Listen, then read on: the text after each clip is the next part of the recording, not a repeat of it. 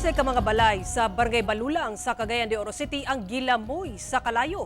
Electrical short circuit ginatudlog hinungdan sa sunog. Ang detalye sa report ni James Paulo Yap.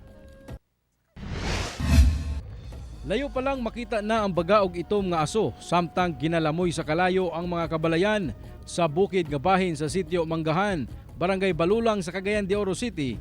Pasado alas 11 sa udto adlaw Miyerkules. Paspas nga miresponde ang kabumbiruhan sa lugar tungod sa kadako sa sunog ug kalisod sa dalan sa lugar.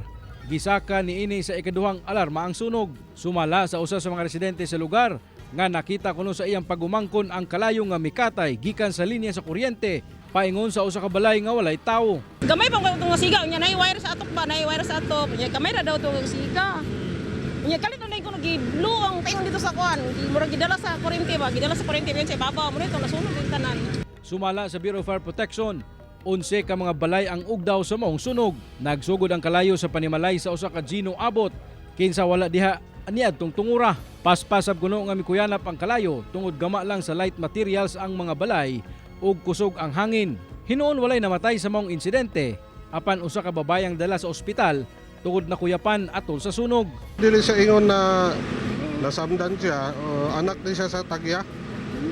Gikan pa daw niya sa ospital, so pag-abot niya diri sa area, medyo siya nag-hysterical. Kapin 600,000 pesos ang natalang danyo sa maong sunog. Samtang, nagpadayon pa kuno ang investigasyon sa Bureau of Fire Protection sa tinubdan sa kalayo. So para pa sa mga inanay mga residential, most common mga ang electrical o kaning mga unattended na cooking. Ilabi na ang gitudlo na balay kung asa dapit nagsugod ang kalayo, walay tao.